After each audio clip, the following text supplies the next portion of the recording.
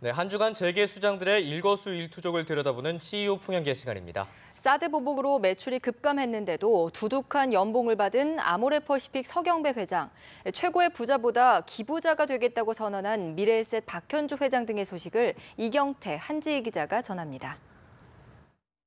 K뷰티 전도사 서경배 아모레퍼시픽 그룹 회장입니다. 최근 금융감독원 전자공시에서 재벌 오너 가운데 가장 많은 보수를 받아 주목받고 있습니다. 서 회장은 아모레퍼시픽에서 65억 5천만 원 등 모두 96억 3천만 원을 수령했습니다. 이는 지난해 대비 11배 이상 늘어난 수치라고 합니다. 3년마다 임원에게 지급되는 장기 인센티브가 올해 지급됐다는 게 회사 측 설명입니다. 능력 있는 CEO가 돈을 많이 받는 거라면 문제가 없지만 문제는 최근 회사 사정입니다. 아모레퍼시픽 실적은 중국 정부 사드 배치 보복 조치 이후 올 상반기 매출과 영업이익이 전년 동기 대비 각각 5%, 27%씩 감소했습니다. 반면 직원 1인당 평균 급여액은 국가대표 화장품 기업이란 수식어엔 어울리지 않는 2,200만 원 선으로 제자리 걸음입니다.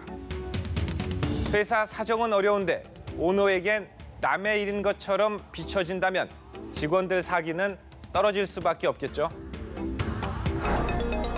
이번엔 날계란을 먹은 농협중앙회 김병원 회장입니다.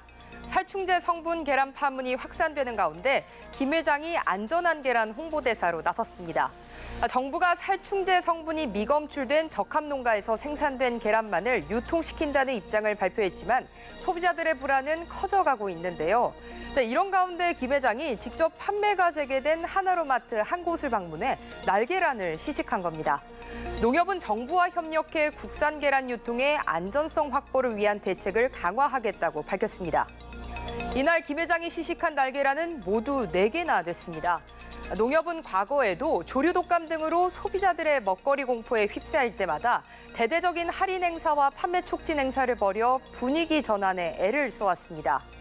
이번 살충제 계란 충격이 정부와 유통업체의 유기적 공조로 소비자의 불안감을 불식시키고 하루빨리 진정되길 고대합니다. 다음은 정지선 현대백화점그룹 회장입니다. 최근 정규직 전환과 신규 채용 확대 카드를 꺼내들었습니다. 현대백화점그룹은 비정규직 2,300여 명을 정규직으로 전환하고 하반기에 1,300여 명을 신규 채용한다고 발표했습니다. 현대백화점이 고객 응대 및 사무 보조원 비정규직 직원 1,400여 명을, 현대그린푸드가 외식 관련 비정규직 직원 700여 명을 각각 정규직으로 전환한다고 합니다. 한편 현대백화점의 정규직 전환 선언은 공정거래위원회의 강도 높은 고강도 유통규제 발표 때문이 아니냐는 분석이 나옵니다. 현대백화점 그룹뿐 아니라 유통공룡 3사인 롯데와 신세계도 부랴부랴 정규직 채용을 늘리며 눈치 보기에 들어간 상황입니다. 정 회장의 이번 조치가 위기 모면용 비상대책이 아닌 상생을 바탕으로 새로운 유통 생태계를 구축하겠다는 굳은 의지에서 비롯된 것이길 기대합니다. 마지막으로 금융권 승부사 미래에셋의 박현주 회장입니다. 박 회장은 뛰어난 경영적 성과 외에도 먼 미래를 내다보는 글로벌 인재 육성 프로그램을 꾸준히 가동해 주목받고 있는 인물입니다. 미래에셋은 장학재단을 통해 지난 10년간 해외 대학에 유학을 가려는 고교생 등을 선발해 학비를 지원해왔습니다. 한국의 인재들이 경제적인 부담 없이 넓은 세계에서 지식을 쌓고 문화적 경험을 할 수 있도록 지원하는 것인데요. 미국, 캐나다 등 선진국부터 중국, 인도까지 수천 명의 학생이 수혜를 받습니다. 취지는 좋지만 아쉽다는 목소리도 있습니다.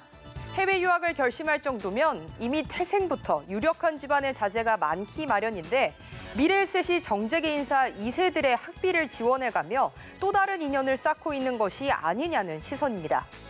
이에 대해 미래에셋 관계자는 뛰어난 학생을 선발해 1, 2년치 해외 대학 학비를 제공하는 방식은 폐지되었다며 현재는 1학기 교환학생 프로그램으로 대체했다고 밝혔습니다.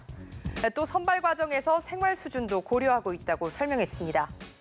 한국 최고의 부자가 되기보다 최고의 기부자가 되겠다고 밝혀온 만큼 박 회장의 장학 사업이 선발 기준부터 목표까지 한국 최고가 되길 기대해 봅니다. 회사는 어려운데 회장만 다른 잣대로 좋은 처우를 받는다면 직원 사기는 떨어질 수밖에 없습니다. 진정한 리더는 고통을 먼저 분담하고 과실은 구성원부터 우선 챙기는 덕목을 갖춰야 되지 않을까요? 이번 주 CEO 풍향계는 여기까지입니다.